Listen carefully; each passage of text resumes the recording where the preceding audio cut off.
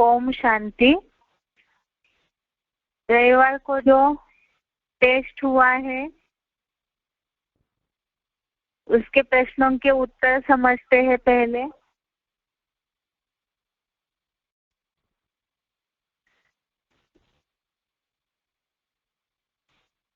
पहला प्रश्न है, निम्नलिखित प्रश्नों के उत्तर के लिए सही विकल्प बताएं। इसमें पहला प्रश्न है, अर्जुन भीष्म पितामह और द्रोणाचार्य आदि से युद्ध क्यों नहीं करना चाहते हैं? अर्जुन भीष्म पितामह और द्रोणाचार्य आदि से युद्ध क्यों नहीं करना चाहते हैं? इसमें पहला ऑप्शन है, अर्जुन के लिए दोनों भी बचपन से ही पूजनीय है। दूसरा, अर्जुन दोनों से युद्ध करने में सक्षम नहीं है। इसका जवाब है, अर्जुन भीष्म पितामह और द्रोणाचार्य आदि से युद्ध इसलिए नहीं करना चाहते क्योंकि अर्जुन के लिए दोनों भी बचपन से ही पूजनीय है।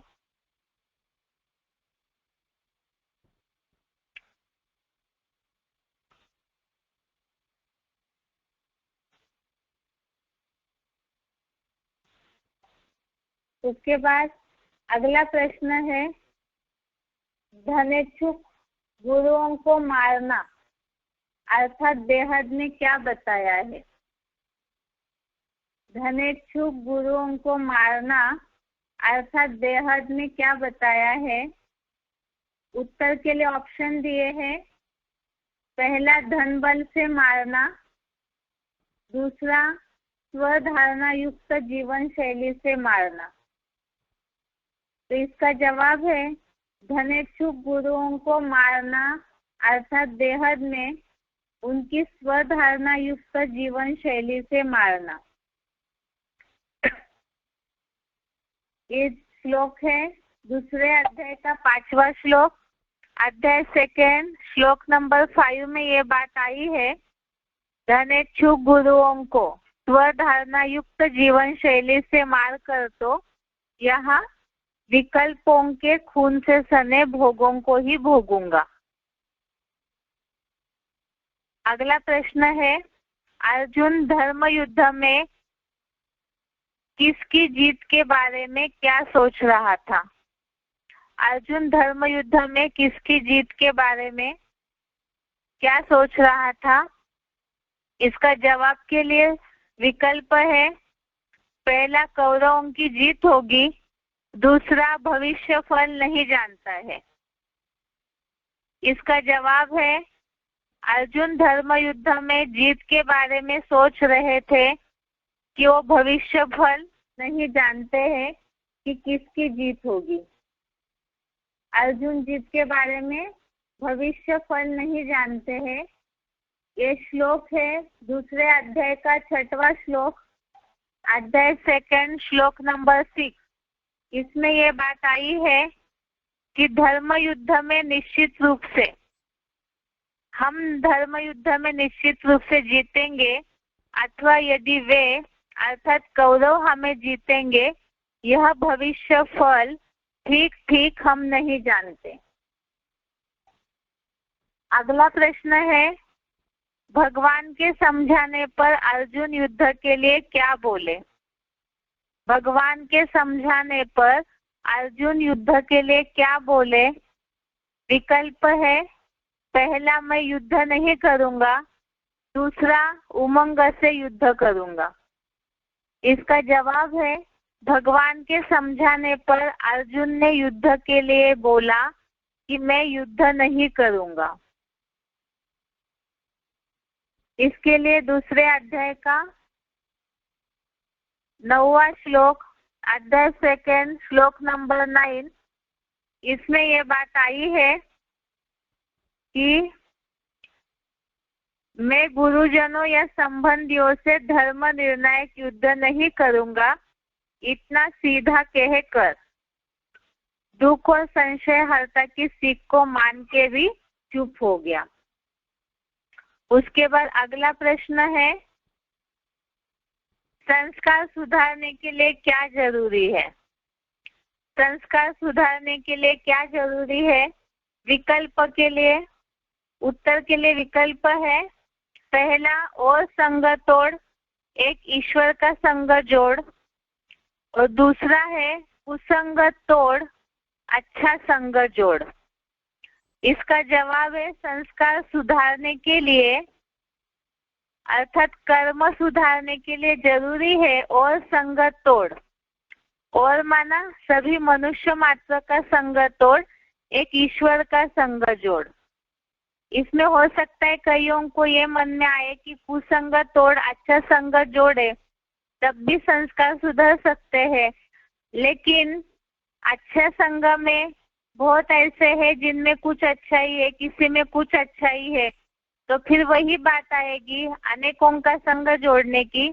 इसीलिए ही ये सही जवाब है और संग तोड़, अर्थात यहाँ ज्ञान युक्त हिसाब से जितने भी देहधारी है उनके विचारों का संग तोड़, एक ईश्वर का ही संग जोड़ेंगे तो ही संस्कार और कर्मों में सुधार आ सकता है। अगला प्रश्न है, सांख्य और योग अलग नहीं है, ये कौन समझते हैं? सांख्य और योग अलग नहीं है, ये कौन समझते हैं? तो इसका जवाब है विकल्प में शास्त्रकार, दूसरा है विद्वान।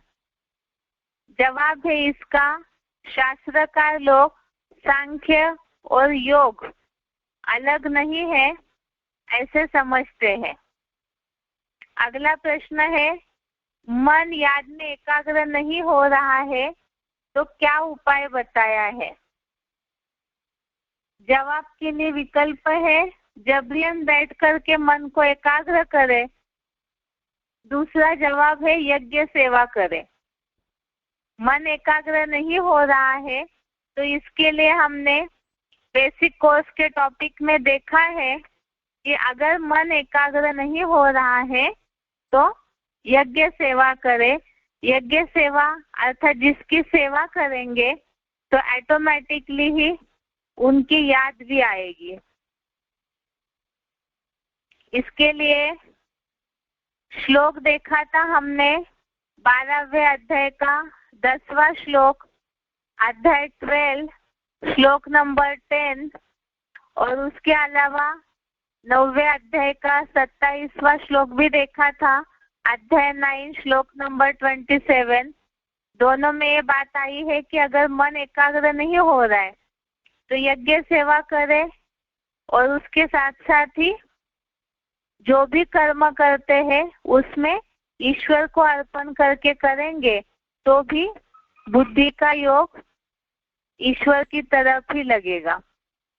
अगला प्रश्न है, वेद ग्रंथ आदि के बावजूद भी मनुष्य भगवान को क्यों नहीं जान पाते हैं? वेद ग्रंथ आदि के बावजूद भी मनुष्य भगवान को क्यों नहीं जान पाते हैं? उत्तर के लिए विकल्प है, भगवान का परिचय स्वयं भगवान के और कोई नहीं दे सकता है।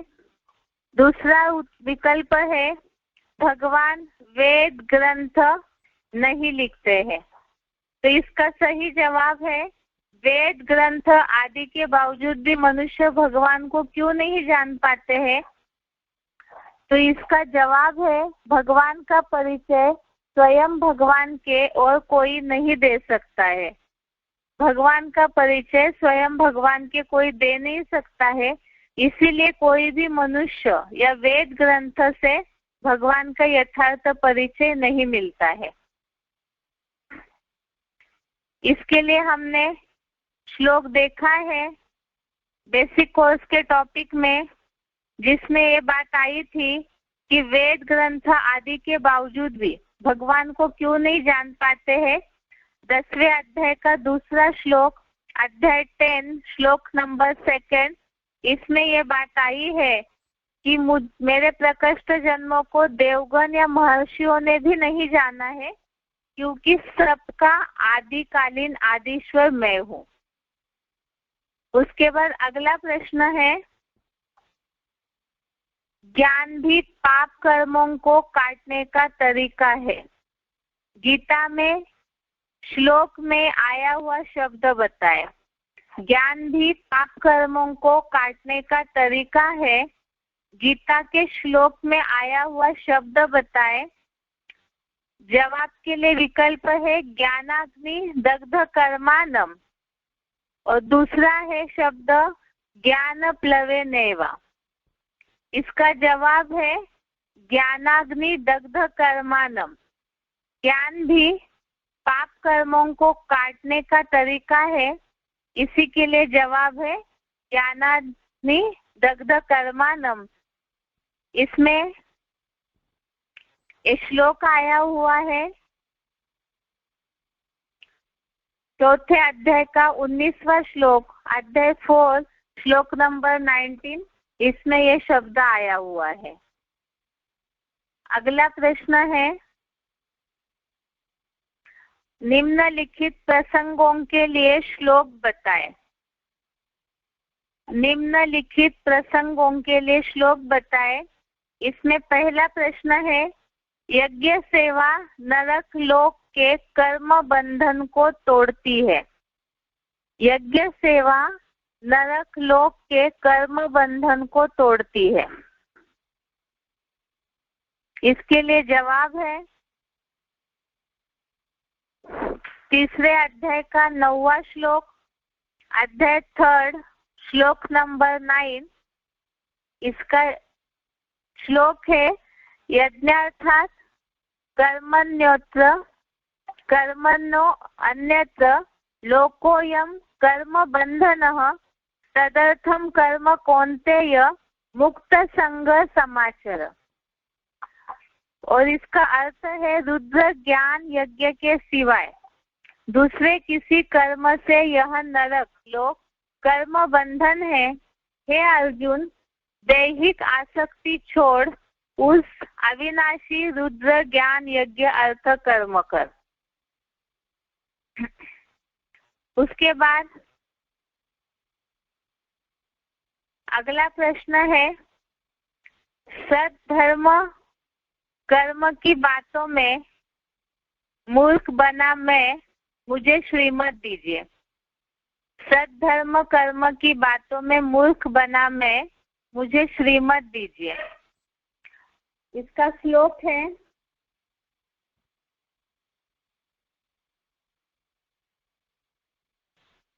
दूसरे अध्याय का 7वां श्लोक, अध्याय 2 श्लोक नंबर 7। ये श्लोक है, कार्पण्य दोषो पहत स्वभाव पृच्छामि त्वां धर्म सम्मूढ़ चेता यश्रेयसानिश्चितं ब्रूहि तन्मे शिष्यस्तेहं शाधि माम त्वां प्रपन्नम। और अर्थ है, नीचे गिरी हुई पापपूर्ण कलयुगी मन बुद्धि की दीनता के दोष से विकृत स्वभाव वाला सद्धर्म कर्म की बातों में महामूर्ख मैं आप त्रिकालदर्शी भगवान से पूछता हूँ, मेरे लिए जो भलाई की सद्धर्मानुकूल ऐसी निश्चित बात हो वह मुझे बताइए।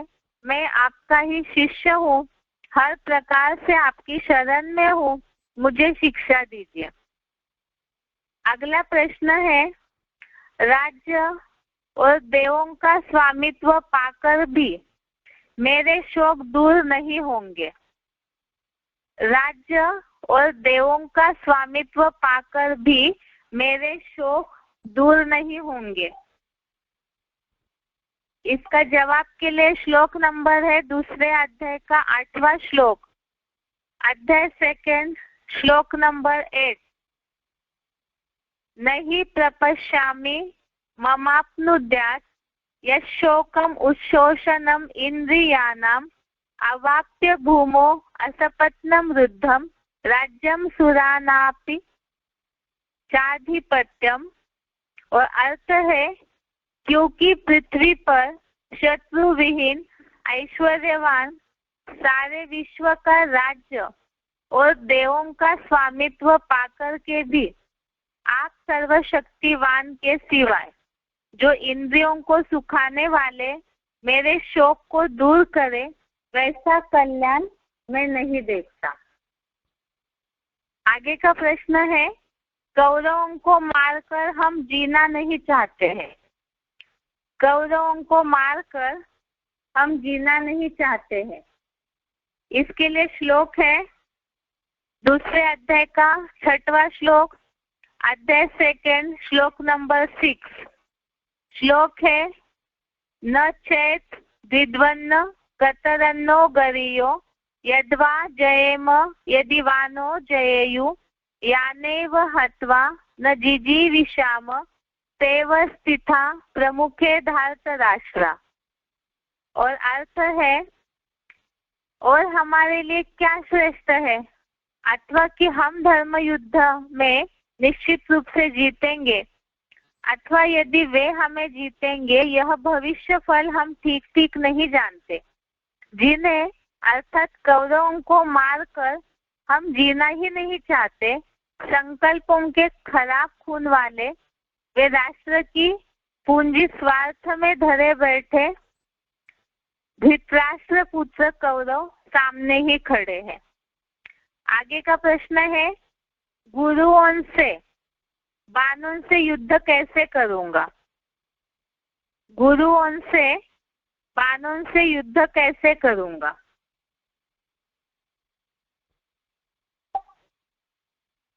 इसके लिए श्लोक है दूसरे अध्याय का 4था श्लोक, अध्याय 2 श्लोक नंबर 4। अर्जुन उवाच, कथम भीष्मम अहम संख्ये द्रोणं च मधुसूदन इषुभिः प्रतियोत्स्यामि पूजाहार अरिसूदन। अर्थ है, हे मधु जैसे मिठास भरे काम के हंता, भीष्म जैसे बाबाओं और महान प्राचार्य जैसे द्रोण को देख धर्म युद्ध में मैं ज्ञान बाणों से कटाक्ष पूर्वक अपमान से कैसे युद्ध करूंगा। हे अरिमर्दन कामारी, वे मुझे बचपन से ही बहुत प्यार देते हैं, सम्माननीय और पूजनीय है। अगला प्रश्न है, गुरुओं को मारने की अपेक्षा भीख मांगकर खाना अच्छा है। गुरुओं को मारने की अपेक्षा भीख मांगकर खाना अच्छा है। इसका जवाब के लिए श्लोक है दूसरे अध्याय का 5वां श्लोक, अध्याय 2 श्लोक नंबर 5। श्लोक है, गुरुन हत्वा हि महानुभावान श्रेयो भोक्तुम भैक्षमपि इह लोके हत्वार्थ कामान तु गुरूनि हैव भुंजीय भोगान रुधिर प्रदिग्धान। अर्थ है, महानुभाव गुरुओं को उनके धर्म में अनिश्चय की मौत मारने की अपेक्षा इस लोक में भीख मांगकर खाना भी अच्छा है, क्योंकि मान मर्तबा के लोलुप धनेच्छुक गुरुओं को स्वधारणा युक्त जीवन शैली से मार कर तो यहाँ विकल्पों के खून से सने आत्मग्लानि से भरे हुए इन भोगों को ही भोगूंगा। अगला प्रश्न है, एक वाक्य में उत्तर बताएं। इसमें पहला प्रश्न है, ज्ञान और योग अरस परस है, किस उदाहरण से इसको समझ सकते हैं। ज्ञान और योग अरस परस है, किस उदाहरण से इसको समझ सकते हैं। तो इसके लिए जवाब है, जो उदाहरण दिया था, ज्ञान थ्योरी है, याद प्रैक्टिकल है। इसी तरह से ज्ञान तलवार है और याद जौहर है। अर्थात अगर तलवार है लेकिन तलवार में जौहर नहीं है, धार नहीं है, तो युद्ध में काम नहीं करेगी। तो इसी तरह से थ्योरी का ज्ञान बहुत है, अर्थात किताबी ज्ञान बहुत सारा है, लेकिन प्रैक्टिकल करने का नॉलेज नहीं है तो भी फायदा नहीं है। तो इसीलिए ही ज्ञान और योग दोनों अरस परस है। अगला प्रश्न है, एक ईश्वर की साधना से ही सब प्राप्ति होगी, इसके लिए दोहा बताएं। एक ईश्वर की साधना से ही सब प्राप्ति होगी, इसके लिए दोहा बताएं। तो जिसके लिए हमने दोहा देखा था, एक के साधे सब सधे, सब साधे सब जाए। रहीमदास का दोहा हमने देखा है संस्कार वाले टॉपिक में, एक के साधे सब सधे, सब साधे सब जाए। अगला प्रश्न है, भगवान को जानने के लिए क्या आवश्यकता है? भगवान को जानने के लिए क्या आवश्यकता है? तो ये इस हिसाब से पूछा है कि भगवान को किस तरह से हम देख पाएंगे, अनुभव कर पाएंगे। इसका जवाब है, भगवान को जानने के लिए दिव्य बुद्धि रूपी ज्ञान नेत्रों की आवश्यकता है।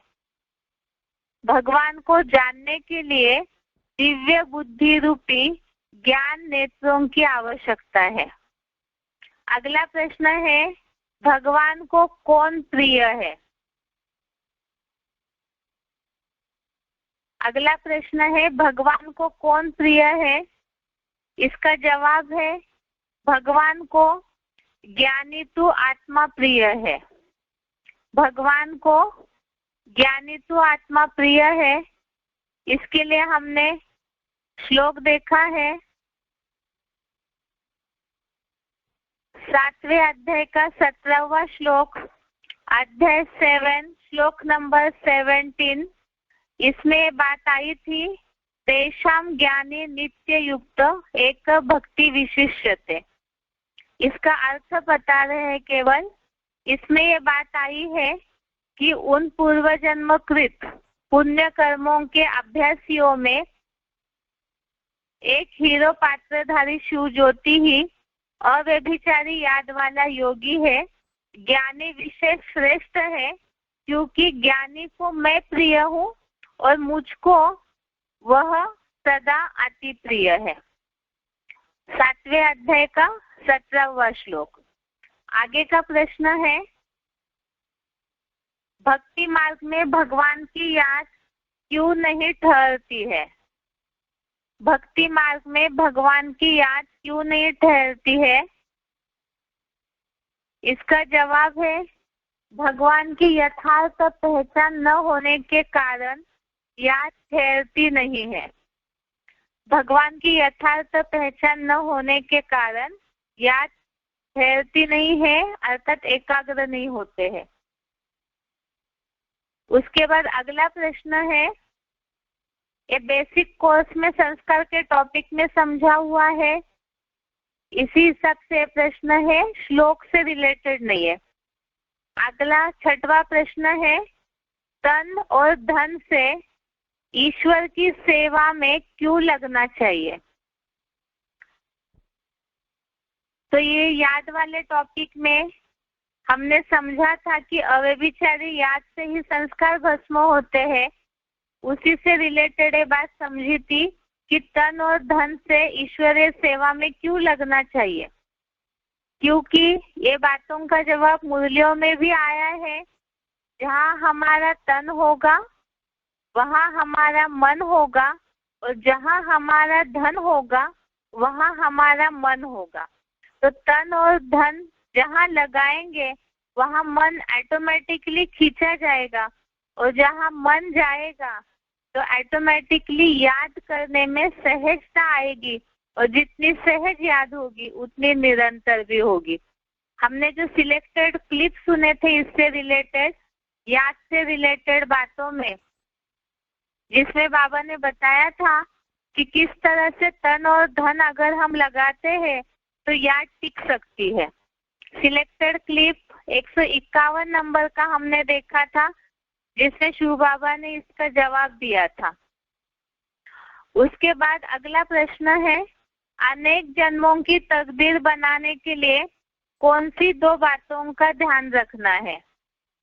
अनेक जन्मों की तकदीर बनाने के लिए कौन सी 2 बातों का ध्यान रखना है? इसका जवाब है ज्ञान योग जीवन में धारण करना होगा। ज्ञान और योग जीवन में जितना धारण करेंगे तो उससे ही, जो बोला है मुट्ठी में है तकदीर तुम्हारी, तो उसी से ही जन्म जन्मांतर का भाग्य या तकदीर बना सकते हैं। ये बेसिक कोर्स के टॉपिक में जिज्ञासुओं को ज्ञान का महत्व समझाने के बारे में बताई थी ये बात, कि कई जिज्ञासु ये पूछ सकते हैं कि ये सारा ज्ञान, इतने सारी एकाग्रता, अव्यभिचारी याद की क्या आवश्यकता है? तो उससे रिलेटेड बात में ये बात बताई थी कि ज्ञान और योग जीवन में धारण करेंगे तो मुट्ठी में है तकदीर तुम्हारी, अनेक जन्मों का भाग्य बना सकते हैं। अगला 8वां प्रश्न है, कौन से कर्म हमें कर्म बंधन में डालेंगे? कौन से कर्म हमें कर्म बंधन में डालेंगे? इसका जवाब है यज्ञ सेवा के अलावा बाकी सब कर्म नरक के कर्म बंधन में डालने वाला है। यज्ञ सेवा के अलावा बाकी सब नरक के कर्म बंधन में डालने वाला है। इसके लिए अभी अभी हमने श्लोक और अर्थ पढ़ा था। 3 अध्याय का 9वां श्लोक, अध्याय 3 श्लोक नंबर 9, इसलिए उसे रिपीट नहीं करेंगे। आगे का प्रश्न है, भगवान स्वयं आकर अपना परिचय देते हैं, मुरली पॉइंट बताइए। भगवान स्वयं आकर अपना परिचय देते हैं, इसके लिए मुरली पॉइंट बताइए। तो ये मुरली पॉइंट है, वह सद्गुरु स्वयं ही आकर अपना परिचय देते हैं। वह सद्गुरु स्वयं आकर अपना परिचय देते हैं। और दूसरा, बाप के सिवाय बाप का परिचय कोई दे न सके। बाप के सिवाय बाप का परिचय कोई दे न सके।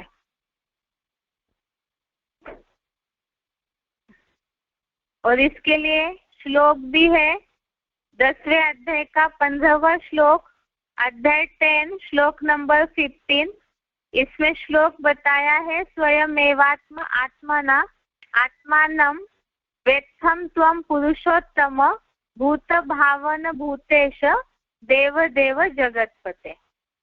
अगला प्रश्न है, भक्ति मार्ग में भगवान की याद यथार्थ नहीं है, कोई दोहा या भावार्थ बताए। भक्ति मार्ग में भगवान की याद यथार्थ नहीं है, इसके लिए कोई दोहा या उसका भावार्थ बताए। इसके लिए हमने बेसिक कोर्स के टॉपिक में कबीरदास जी का दोहा देखा था, माला तो कर में फिरे जीभ फिरे मुख माही, मनुआ तू चौदिसी फिरे यह त सिमरन नाही।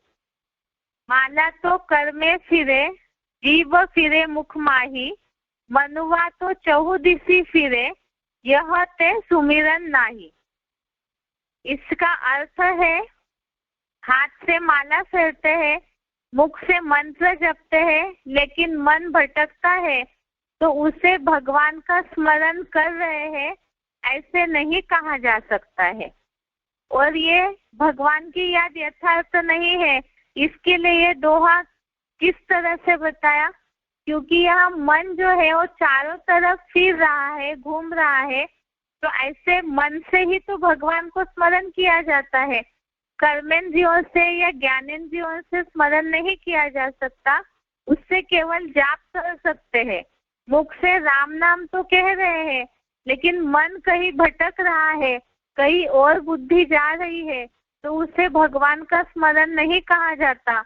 और दूसरी बात, अगर मन ही भटक रहा है तो भगवान से जो मन बुद्धि में एनर्जी शक्ति प्राप्ति की महसूस तो होनी चाहिए, वो भी नहीं होगी। इसीलिए भक्तों को समझाने के लिए इस बात को खास करके बताया गया है। आगे का लास्ट प्रश्न है,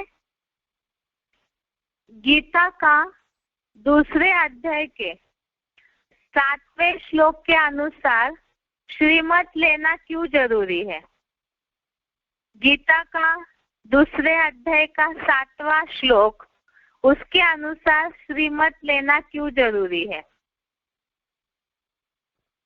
ये श्लोक तो अभी अभी पढ़ा था, उसके बावजूद भी एक बार दोबारा इस श्लोक को दोहराएंगे। अध्याय 2 श्लोक नंबर 7, कार्पण्य दोषोपहत स्वभाव पृच्छामि त्वां धर्म सम्मूढ़ चेता यश्रेयसानिश्चितं ब्रूहि तन्मे शिष्यस्तेहं शाधि माम त्वां प्रपन्नम।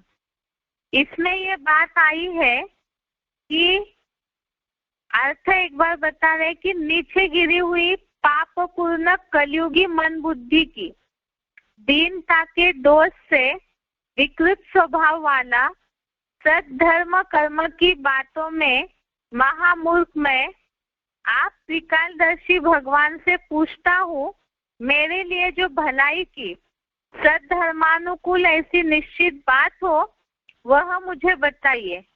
मैं आपका ही शिष्य हूँ, हर प्रकार से आपकी शरण में हूँ, मुझे शिक्षा दीजिए।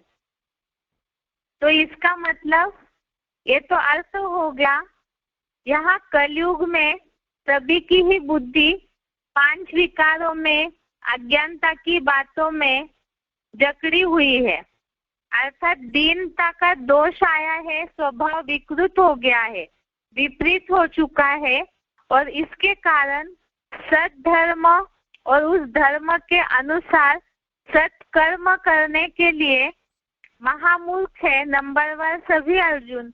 और इसीलिए ही सत्कर्म अर्थात अच्छा कर्म करने के लिए, धर्मानुकूल बनने के लिए श्रीमत लेना जरूरी है, ताकि पाप कर्म न हो।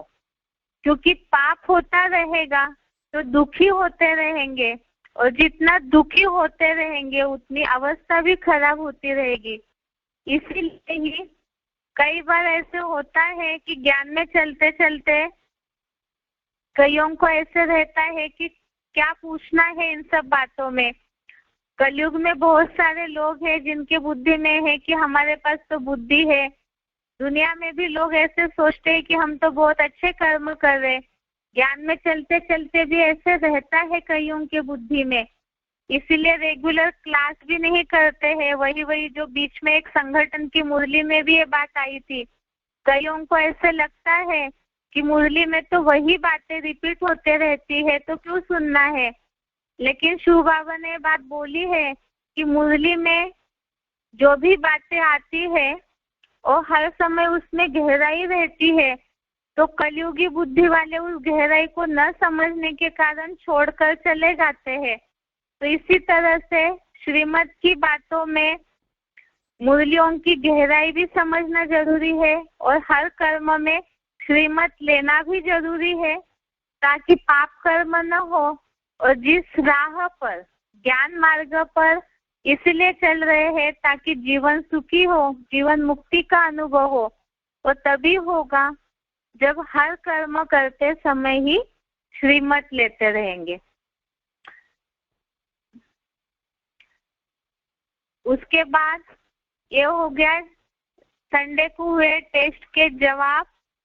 अभी आज का श्लोक देखते हैं।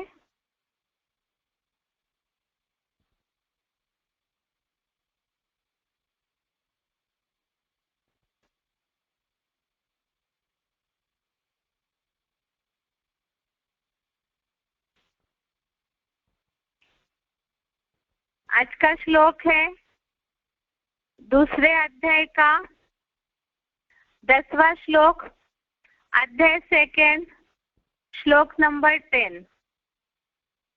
श्लोक है, तमुवाच ऋषिकेश प्रहसन्निव भारत सेनयोर उभयोर्मध्ये विषीदन्तं इदं वचः। श्लोक एक बार दोबारा। तमुवाच ऋषिकेश प्रहसन्निव भारत सेनयोर उभयोर्मध्ये विषीदन्तम् इदं वचः। इसका संधि विच्छेद देखते हैं।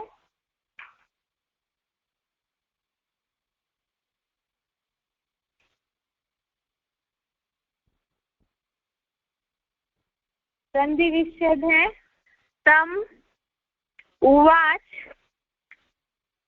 ऋषिकेशः प्रहसन् इव भारत सेनयो उभयो मध्ये विषीदन्तम् इदं वचः। एक बार दोबारा संधि विच्छेद। तम उवाच ऋषिकेशः प्रहसन् इव भारत सेनयो उभयो मध्ये विषीदन्तम् इदं वचः। अभी शब्दों का अर्थ देखते हैं। भारत अर्थात है भरतवंशी राजा। उभयो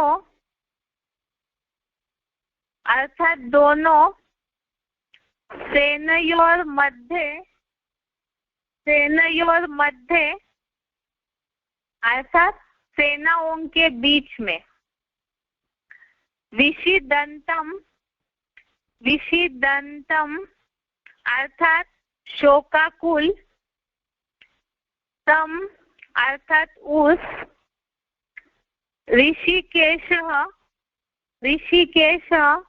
अर्थात इंद्रियजित शिव बाबा।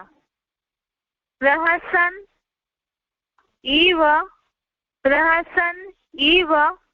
अर्थात प्रसन्न हुए के समान। इदम अर्थात यह। वचः अर्थात वचन। उवाच अर्थात कहने लगे। शब्दों का अर्थ दोबारा। भारत अर्थात है भरतवंशी राजा।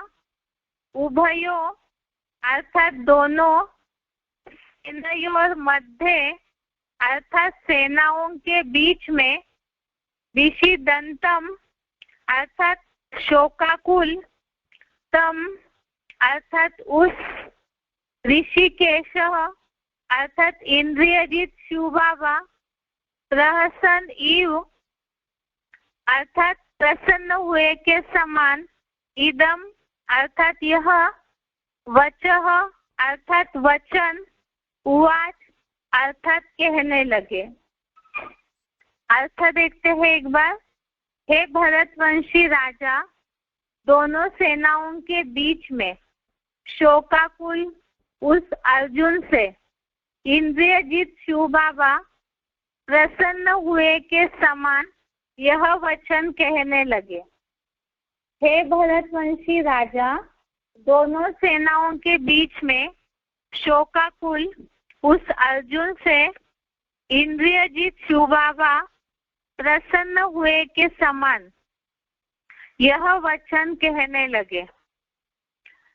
इसका अर्थ है, ये श्लोक भी संजय ही राजा धृतराष्ट्र को बता रहे हैं।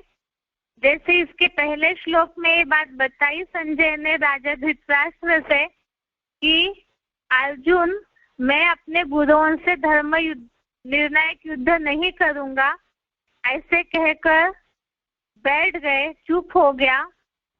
इसी तरह ये बात बताई कि दोनों सेनाओं के बीच में अर्थात कौरव पांडव सेनाओं के बीच में अर्जुन बहुत दुखी था युद्ध भूमि का सारा माहौल देख के, अपने सगे संबंधियों को देख करके।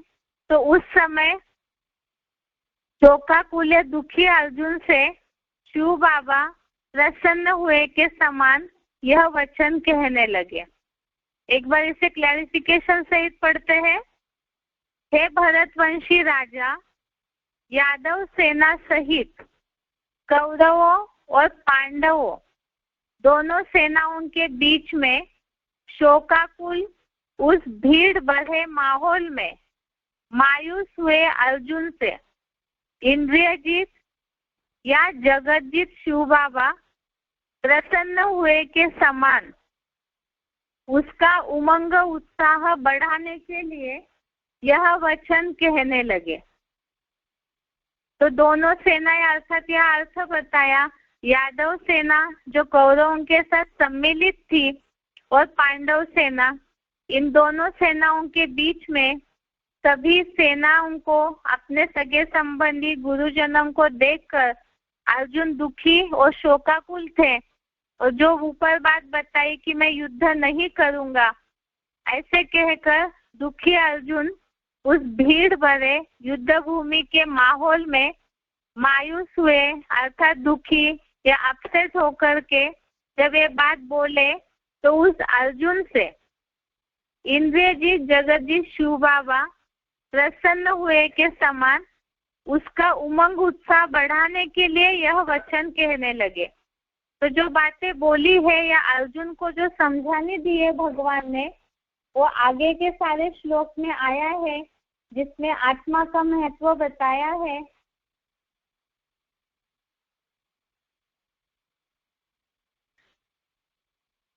तो यहाँ युद्ध भूमि अर्थात हमने इस बात को अभी तक समझते हुए आए हैं कि यहाँ तो कर्म भूमि है, यही युद्ध भूमि है। हर एक नंबर वन अर्जुन के लिए पुरुषार्थी जीवन में हर प्रकार से युद्ध चल रहा है, या तो अपने हिसाब किताब से, या तो कई सगे संबंधियों के साथ, कई संपर्कियों के साथ, और साथ में एक बड़ी युद्ध भूमि है जहाँ पे पहले श्लोक में अर्थ बताया है कि सारा धर्म और कर्मों का जो क्षेत्र है यह अभी की कलयुगी संसार। तो ऐसे समय में अवस्थाएं ऊपर नीचे होते रहती है। क्यों होती अवस्था ऊपर नीचे, इसका कारण कल संगठन में मुरली सुनी है हम सभी ने, जिसमें शिव बाबा ने स्वतंत्रता का अर्थ बताया है।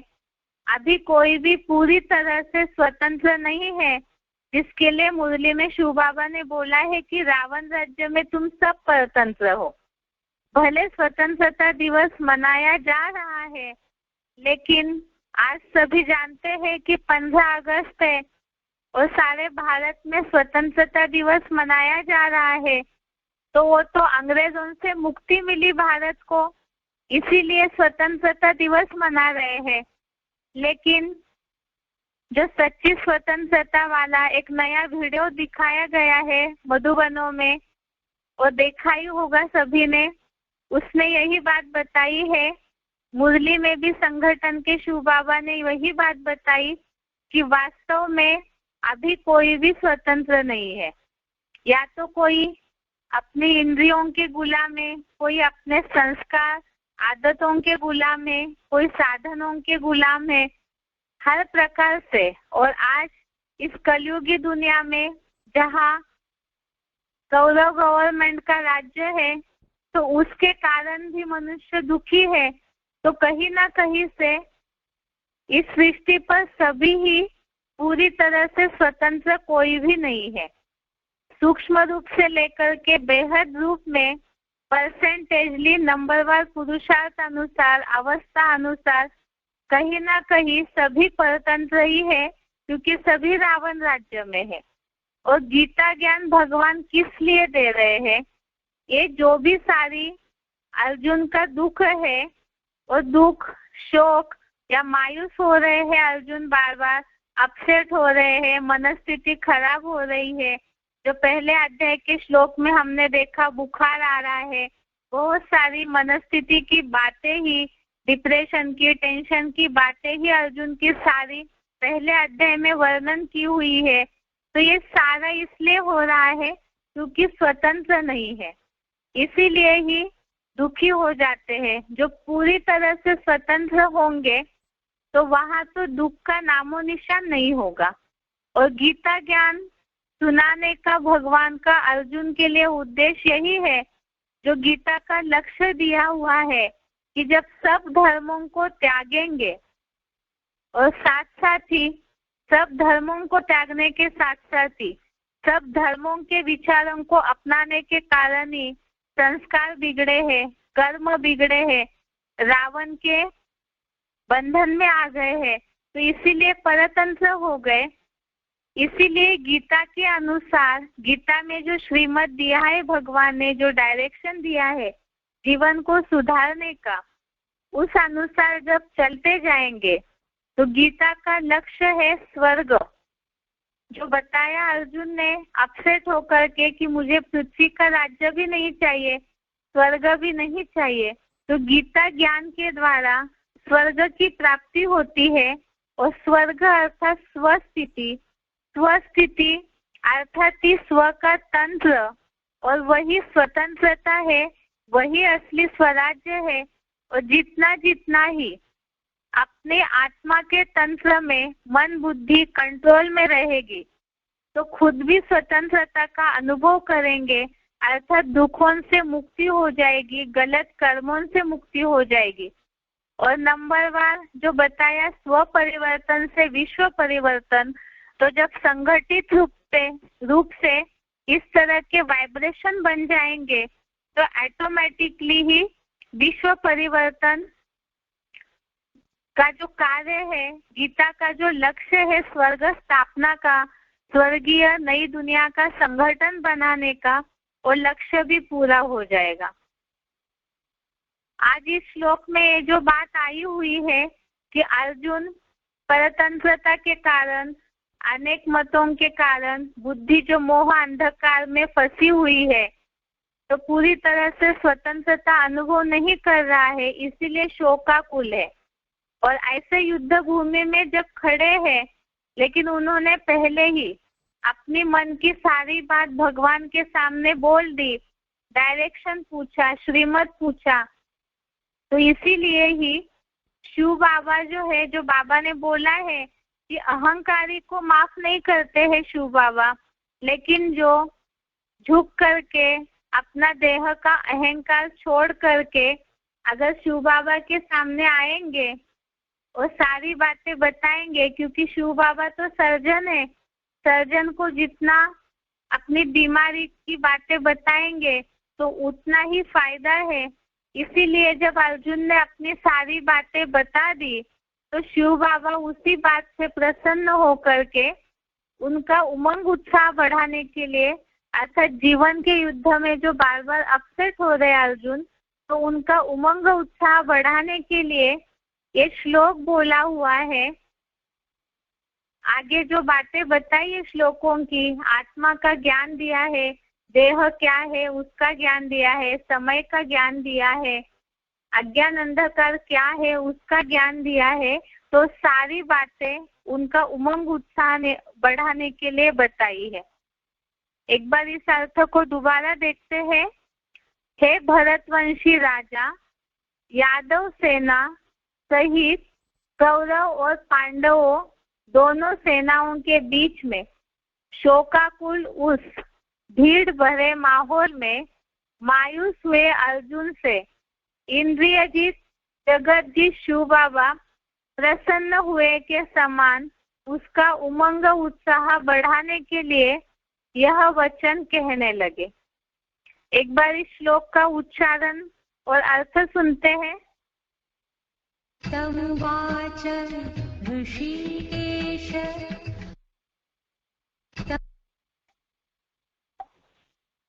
तमुवाच ऋषिकेश प्रहसन्निव भारत सेनयोरुभयोर्मध्ये विषीदन्तमिदं वच। हे भरतवंशी राजा, यादव सेना सहित कौरवों और पांडवों दोनों सेनाओं के बीच में शोकाकुल उस भीड़ भरे माहौल में मायूस हुए अर्जुन से इंद्रियजीत अमोघ वीर शिव बाबा प्रसन्न हुए के समान उसका उमंग उत्साह बढ़ाने लिए यह वचन कहने लगे। तमुवाच ऋषिकेश प्रहसन्निव भारत सेनयोरुभयोर्मध्ये विषीदन्तमिदं वच।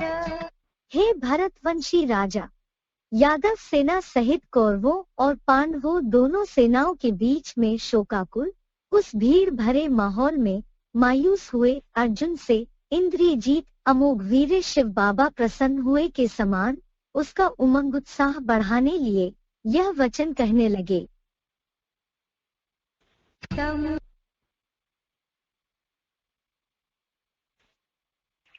ये आज का श्लोक हो गया। जैसे अभी श्लोक का अर्थ समझाते समय बताया था, हम सभी ने मुरली भी सुनी है स्वतंत्रता दिवस पर। तो इसीलिए जहाँ कहीं भी एक अच्छा अवसर है जो कि सभी लोगों को ईश्वरीय ज्ञान का संदेश भी दे सकते हैं कि असली स्वतंत्रता क्या है और परतंत्रता क्या है, क्योंकि स्थूल हिसाब से भौतिक जगत के हिसाब से तो सभी ने स्वतंत्रता दिवस मनाया, लेकिन अगर पर्सनली व्यक्तिगत रीति से देखा जाए तो सभी इस बात को जानते हैं कि कोई भी पूरी तरह से स्वतंत्र नहीं है।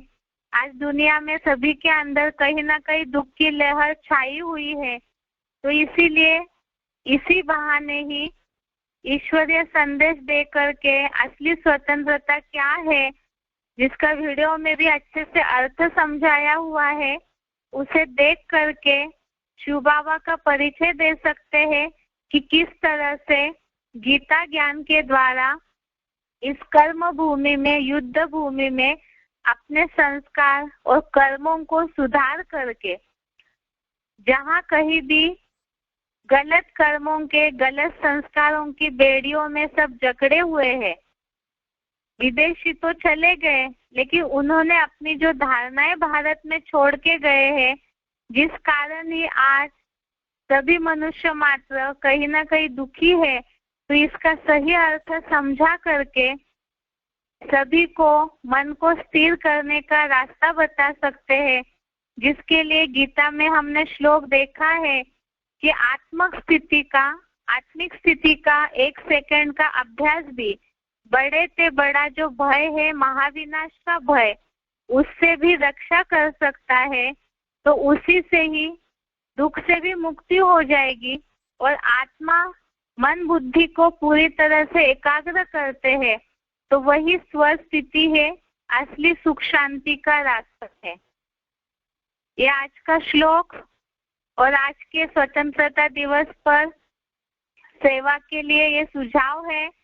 इसके अलावा कल हम देखेंगे, अभी तक संस्कार के टॉपिक में हमने इन बातों को समझा है कि किस तरह से अव्यभिचारी याद के द्वारा संस्कार सुधर सकते हैं, पिछले पाप कर्मों को भस्म किया जाता है।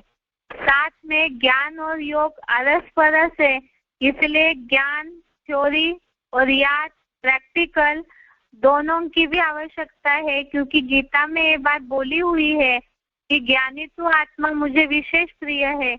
तो ज्ञानी जितना होंगे उतना ही याद भी एक्यूरेट लगेगी। और इसी के साथ साथ ज्ञान योग की आवश्यकता क्यों है, हमने इसे भी समझा। कल के टॉपिक में हम समझेंगे कि ज्ञान योग के द्वारा आत्मा को किस तरह से पूरी बैटरी को चार्ज किया जा सकता है, आत्मा रूपी बीज को शक्तिशाली कैसे करना चाहिए, ये ड्राइवर किस तरह से अपने गाड़ी को चलाए, ये सारथी किस तरह से अपने रथ को चलाए जिससे एक्सीडेंट न हो कभी भी, अर्थात जीवन के युद्ध में कभी भी असफल न हो, उसके लिए क्या करना चाहिए, ये सारी बातें कल के बेसिक कोर्स के टॉपिक में समझेंगे। आज के लिए यहाँ तक ही। ओम शांति।